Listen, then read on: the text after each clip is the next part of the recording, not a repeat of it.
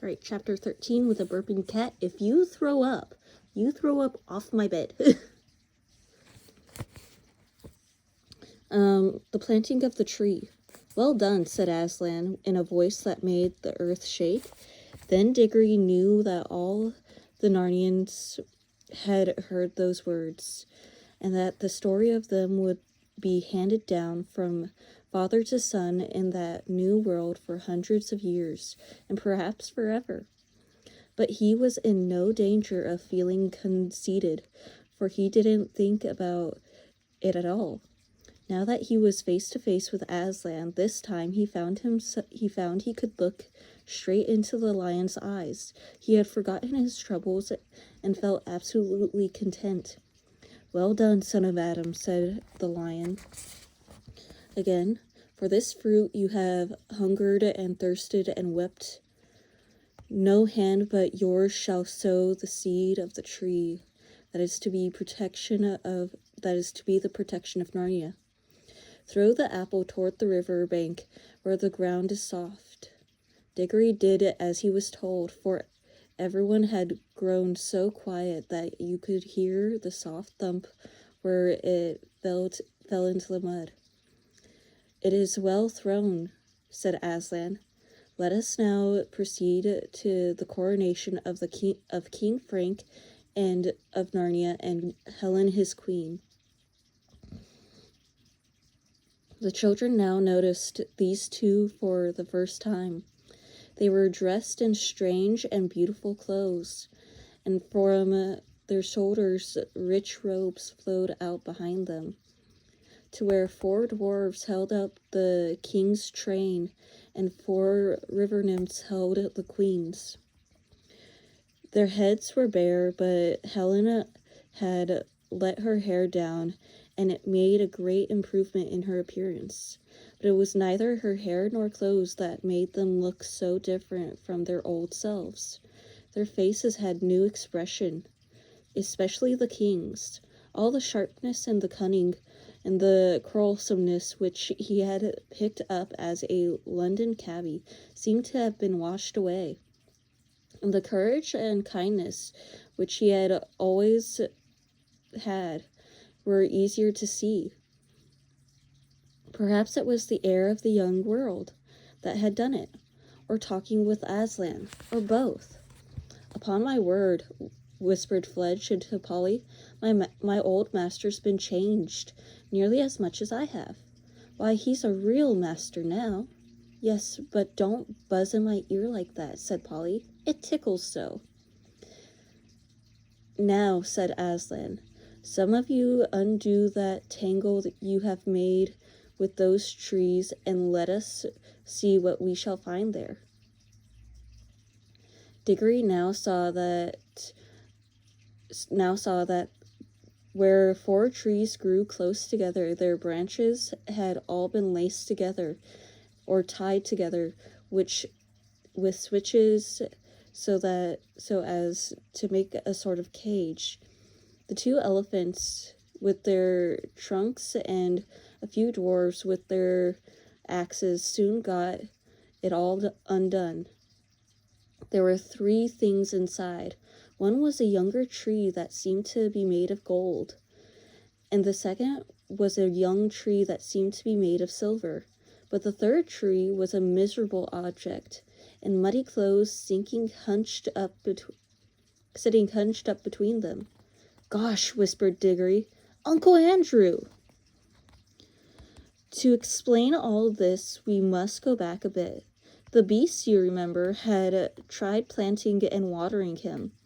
When the watering brought him to his senses, he found himself soaking wet, buried up to his thighs in the earth, which was quickly turning into mud, and surrounded by more wild animals than he had ever dreamed of in his life. It is perhaps not surprising that he began to scream and howl. This was, in a way,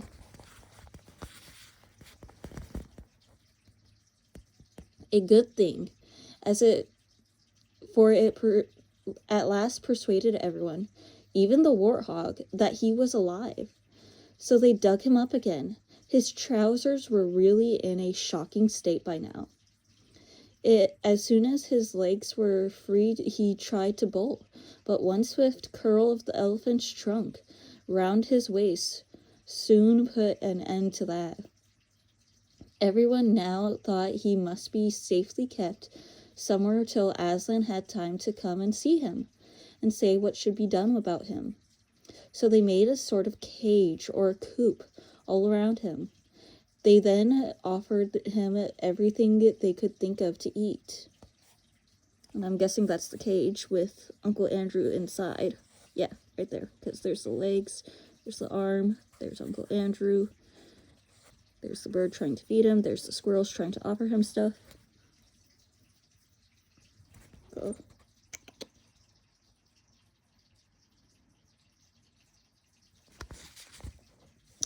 The donkey collected great piles of thistles and threw them in, but Uncle Andrew didn't seem to care about them. The squirrels bombarded him with volleys of nuts, but he had only covered his head with his hands and tried to keep out of the way. Several birds flew in and diligently dropping worms on him. The bear was especially kind. During the afternoon, he found a wild bee's nest, and instead of eating it himself, which he would have very much liked to have done, this worthy creature brought it back to Uncle Andrew, but this was in fact the worst failure of all. The bear loped the sticky thing over the mass of the top of the enclosure, and unfortunately it hit Uncle Andrew slap in the face. Not all the bees were dead. The bear, who would not have minded being hit in the face by a honeycomb himself, could not understand why Uncle Andrew staggered back, slipped, and sat down. And it was sheer bad luck that he sat down on a pile of thistles. Anyway, as the warthog said, quite a lot of honey has got into the creature's mouth, and that's bound to have done it something good. They were really getting quite fond of the strange pet and hoped that Aslan would allow them to keep it. The clever ones were quite sure by now that at least some of the noises which came out of his mouth had a meaning. They christened him Brandy because he often made that noise so often. Brandy. What noise does Brandy make? In the end, however, they had to leave him there for the night. Aslan was busy all that day instructing the new king and queen and doing other important things, and could not attend to poor old Brandy. What with the nuts, pears, apples, and bananas that had been thrown into him, he did fairly well for supper, but it wouldn't be true to say that he passed an agreeable night. "Bring out that creature," said Aslan. One of the elephants lifted Uncle Andrew in its trunk and laid him at the lion's feet. He was too frightened to move. "Please, Aslan," said Polly. "Could you say something to unfrighten him? And then could you say something to prevent him from ever coming back here again?" "Do you think he wants to?" said Aslan. "Well, Aslan," said Polly, "he might send someone else. He's so excited about the bar off the lamppost growing into the lamppost tree, and he thinks great folly, child," said Aslan. "This world is bursting with life for these few days because the song with which I called it into life still hangs in the air and rumbles in the ground. It will not be for long. But I cannot tell that to this old sinner, and I cannot comfort him either. He has made himself unable to hear my voice. If I spoke to him,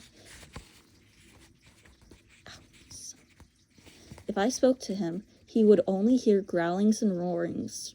"O Adam's sons, how cleverly you defend yourselves against all that might do you and yourselves against all that might do you good. But I will give him the only gift that is still able to receive." He bowed his great head rather sadly and breathed into the magician's terrified face. "Sleep," he said. "Sleep and be separated for some few hours from all the torments you have devised for yourself." Uncle Andrew immediately rolled over with closed eyes and began breathing peacefully. "Carry him aside and lay him down," said Aslan. "Now, dwarves, show your smithcraft. Let me see you make 2 crowns for your king and queen.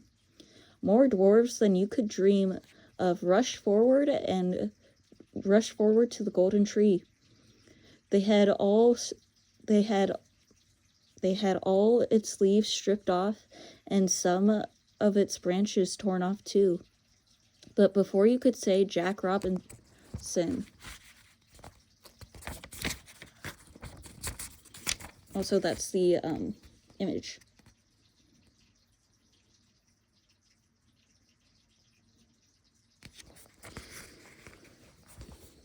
And now the children could see it did not merely look golden, but it was real gold, soft gold.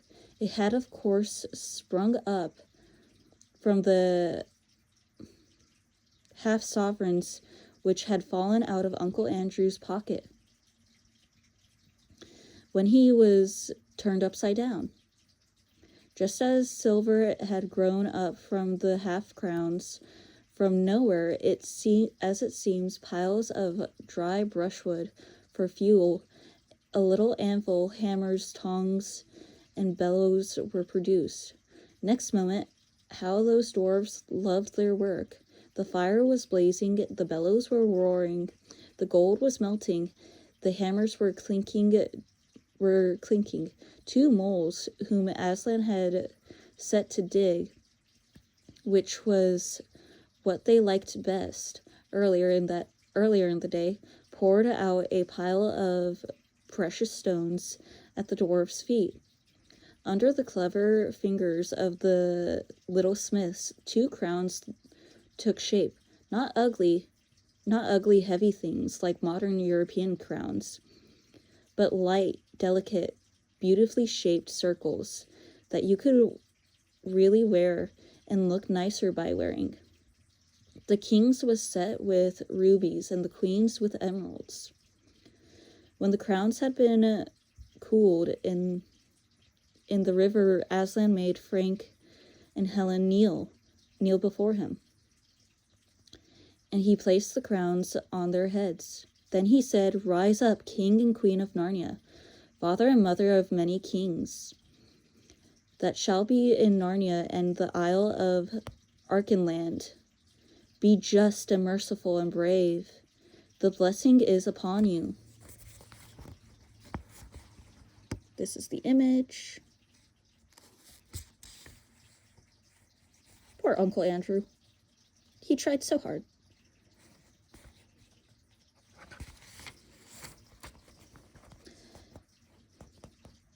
Then everyone cheered or bayed or neighed in triumph, or trumpeted, or clapped its wings, and the royal pair stood, looking solemn and a little shy, but all the nobler for their shyness. And while Diggory was still cheering, he heard the deep voice of Aslan beside him, saying, "Look!" Everyone in the crowd turned its head, and then everyone drew a long breath of wonder and delight. A little way off, towering over the heads, they saw a tree which had certainly not been there